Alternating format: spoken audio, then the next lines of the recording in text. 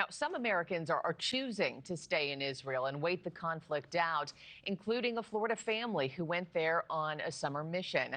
You're taking a live look at the hospital in southern Israel that was hit by the latest Iranian airstrike overnight.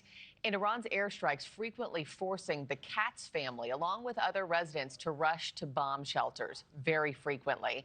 Dr. Stephen Katz is joining us now from Israel. Doctor, thank you for your time. I mean, you're there with your wife, your 3 kids, the youngest being 5 years old. How's your family holding up right now during these relentless strikes?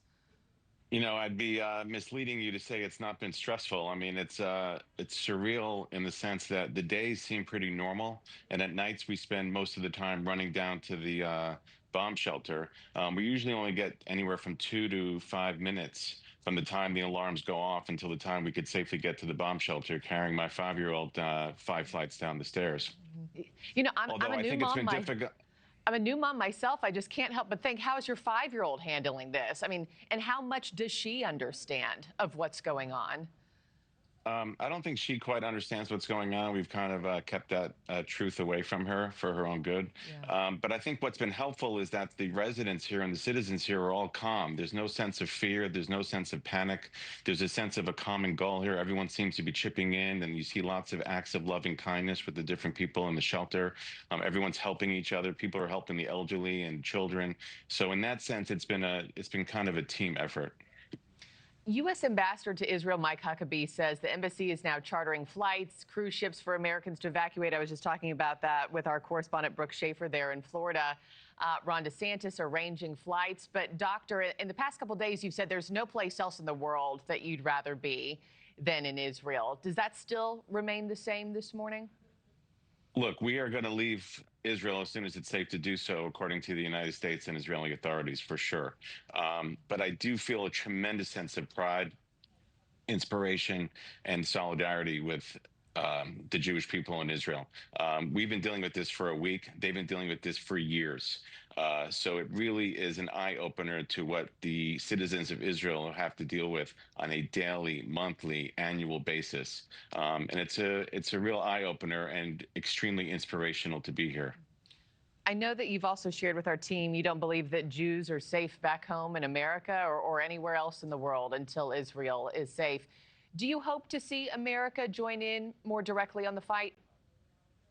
You know, I'm very proud of our American administration. I think the American government has been extremely strong and has stood shoulder to shoulder with the Israeli government. And I'll leave the decision to the politicians, but I'm extremely proud of our American government at this time. Tell us more about this summer mission that your family goes on every single year. You know, I've seen the videos of your family. You volunteer on farms, you host barbecues for soldiers. The importance of that work must feel it's so much more critical right now for this trip. My wife Penny and I take one or more of our kids every year to Israel. We think it's important to bond with the state of Israel and the Jewish people.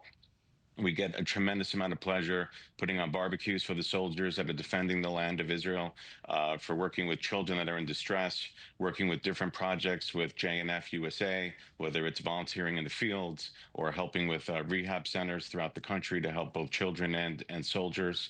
And it's just been a tremendous amount of pleasure for us to give back when we come here.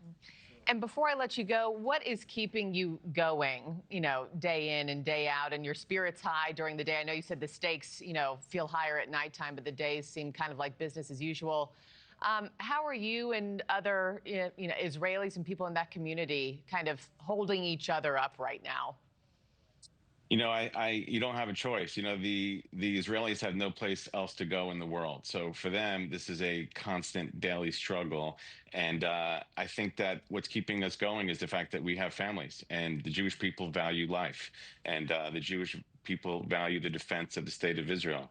And although it is scary and it is frightening at times, because these alarms that we get at night are indicating that someone is trying to kill us. This is not simply a fire alarm. This is someone trying to kill people because they're Jews that happen to be in the land of Israel. So what's keeping us going is the fact that we're fathers, we're mothers, we're parents, and we truly value life, and we're going to help support each other until we get through this. Well, Dr. Stephen Katz, I can't thank you enough for your time with everything going on, and I pray for continued safety for you, your wife, and your children, sir. Please keep us posted. Thank you. Thank you for watching. Subscribe below and download our NewsNation app right now on your phone, and you will get fact-based, unbiased news for all Americans.